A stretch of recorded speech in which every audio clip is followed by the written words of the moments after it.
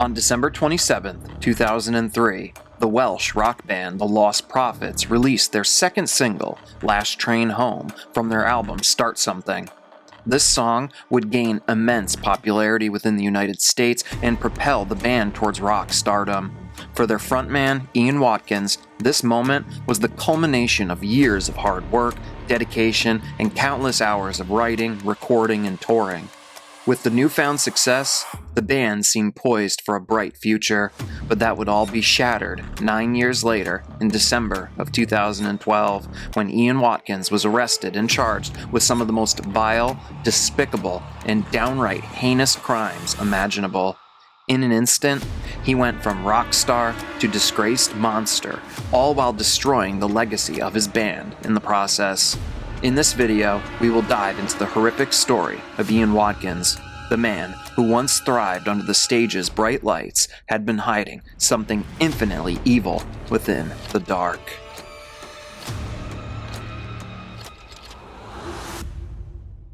Ian David Carslake Watkins was born on July 30th, 1977 in Merthyr Tydfil. Later, he moved to Pontypridd, where he attended Hawthorne High School with future Lost Prophets bandmate Mike Lewis. Ian was a smart student, earning high grades throughout his many years of school. Ian would continue putting time and effort into his studies, and he eventually earned himself a first-class honors degree in graphic design from the University of Wales, Newport. Growing up, Watkins listened primarily to American rock and metal musicians. He cited Faith No More as one of his biggest musical influences. As teenagers, Mike Lewis and Ian Watkins' shared love for rock and metal music strengthened their friendship. In 1991, they formed Aftermath, a thrash metal band that performed in a shed in Watkins' garden. The band would last for around 2 years roughly, before Watkins and Lee Gaze decided to form a new band called Fleshbind, inspired by their American hardcore punk influences. Watkins played drums for Fleshbind, and they performed several shows, including one supporting Feeder in London. Following the loss of their singer, Ian made the decision to pursue vocals himself. He and Lee Gaze would soon form the Lost Prophets as a more straightforward band. Lost Prophets made their live debut in May of 1997 with Ian Watkins as the lead vocalist. The band began performing gigs at venues all across Wales. Their success led them to embark on a UK tour, and during this period they recorded 3 demos. Stuart Richardson, who joined the band as bassist, produced these tracks. And around the same time, Mike Lewis made the decision to switch to rhythm guitar. The band's talent and hard work eventually caught the attention of 2 prominent music magazines, Kerrang! And Metal Hammer, who provided brief reviews. And in 1999, the Lost Prophets signed with the independent label Visible Noise. The band's debut album, The Fake Sound of Progress, was released in November through Visible Noise. Recorded in less than 2 weeks, it drew on the band members' various musical influences. The band worked with producer Michael Barbiero the following year to remaster the album in preparation for its release to American markets. This new remastered version of the album was released in 2001 through Columbia Records. During this time, the Lost Prophets gained a strong live following, supporting acts like Pitch Shifter, Linkin Park, and Deftones, while also headlining their own tours. They participated in the successful New Titans tour and co-headlined the 2002 Deconstruction tour in London, supporting Mighty Mighty Bosstones and the Mad Caddies. The band toured with Ozfest, played at Glastonbury, Reading, and Leeds festivals, and appeared on TV shows like Top of the Pops, CD UK, and Nevermind the Buzzcocks. The Fake Sound of Progress would eventually go on to achieve platinum status in the UK. After the extensive touring cycle for The Fake Sound of Progress ended, the band took a brief break before writing new material for Start Something at Frontline Studios in Wales. They then went on to record at Los Angeles' Barefoot Studio from March to September of 2003 with producer Eric Valentine, who had previously produced albums for Queens of the Stone Age and Good Charlotte. The song Burn Burn was released on November 3, 2003, and received heavy rotation on satellite and cable channels like MTV2, Kerrang! TV, and Scuzz in the UK. The song was originally scheduled to follow the album's release. However, the album's release was delayed several times, and a headlining tour of the UK was postponed.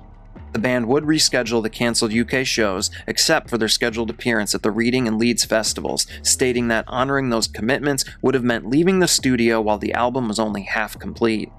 The album's second single, Last Train Home, released on December 27, 2003. It would go on to become a massive global hit. It charted in the US, surpassing The Darkness's I Believe in a Thing Called Love and becoming the highest charting single by a UK artist in all of 2003. Last Train Home would be ranked number 10 on the Billboard's year-end rock charts. The album would finally release in February of 2004. It achieved number 4 in the UK albums chart and sold over 415,000 copies. In the US, the album sold 117,000 copies its first week. According to Nielsen SoundScan, the album would go on to sell over 687,000 units within the United States. Worldwide, it's reported that the album sold around 2.5 million copies. Mainstream magazines praised the album, while rock publications like Kerrang!, Metal Hammer, and Rock Sound had mixed reactions. Start Something was the album that pushed the Lost Prophets into the mainstream. I can even speak on my own experience. I remember seeing the music video for Last Train Home on Fuse TV, and my young self instantly fell in love with the song. I was in high school, and I remember the song really resonated with me. I went and purchased the album, and I followed the band over the course of the next few years. Following the success of Start Something, the Lost Prophets continued to tour and would soon begin work on a follow-up album. It's at this point in the story where I'm going to stop discussing the band and their success. What we really want to discuss now is Ian Watkins. The fame and adoration he gained during this time would ultimately lead him down a very dark path. From my research, there were some rumors as early as 2004. These rumors about Ian stemmed from the large amount of underage fans that would attend the Lost Prophets shows. According to reports, a lot of these female fans would be allowed backstage and around Ian. Now, nothing was ever reported at the time, but it appears this may have been the first of many red flags. It's likely that Ian saw what his celebrity status granted him, and over time, he started to believe he could get away with anything. Like with any criminal or predator, they have to start somewhere, and typically they start small and continue escalating until the day comes where they are finally caught. Over the next few years, the Lost Prophets continued to record and tour, and during that time, more reports started to come in about Ian's aggressively escalating behavior. Now, as we continue, I want to give a quick warning. I'm going to try my best to share all relevant information. If I speak freely, then this video will certainly be demonetized and age restricted. So I'm going to try and get creative with my use of words in order to still get the relevant information across to you all. The first real travesty in this case comes from the South Wales police in and around 2008. An on-again, off-again girlfriend of Ian's named Joanne was privy to Ian's horrible behavior.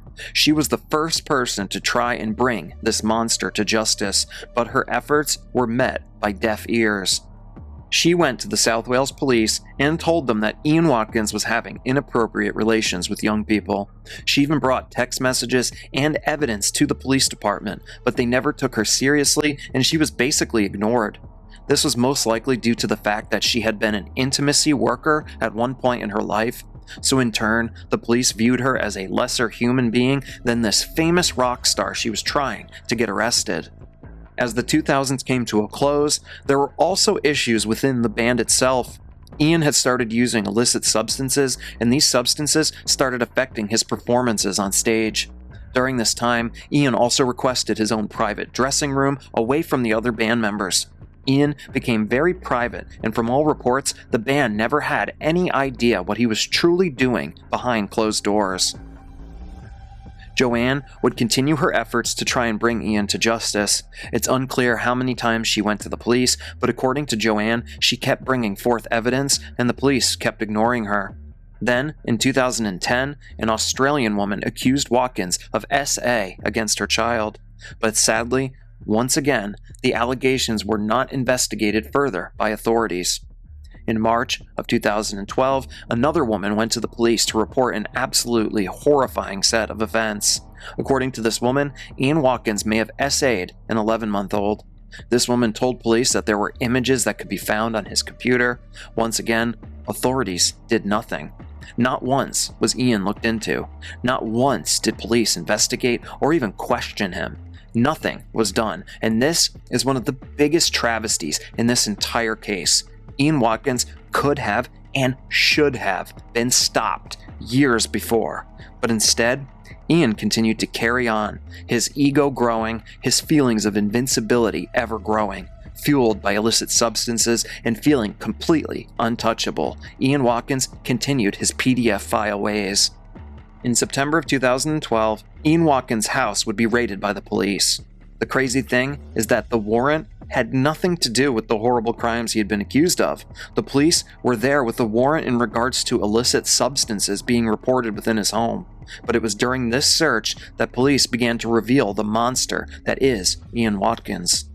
Police collected computers, mobile phones, and storage devices and took them in for analysis.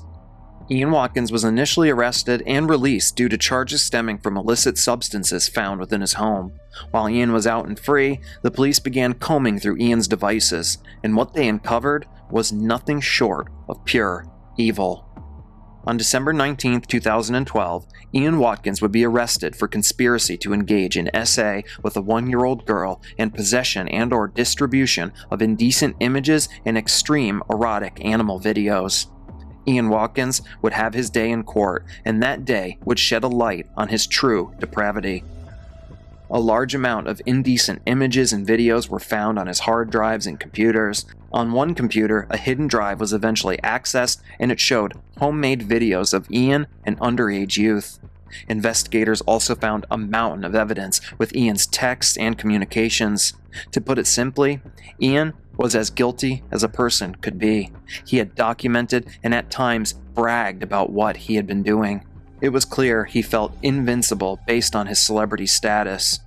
To make matters worse, at least 2 women were charged within this case. These women were the mothers of some of Ian's victims. Ian had convinced these mothers into allowing him to access their young kids, which is just pure evil. The crimes Ian Watkins committed were vast and horrifying in every way, his attempted actions towards an 11-month-old child being one of the harder things to even discuss in this case. I have an 8-month-old right now, and I can't even fathom what the victims of Ian Watkins went through.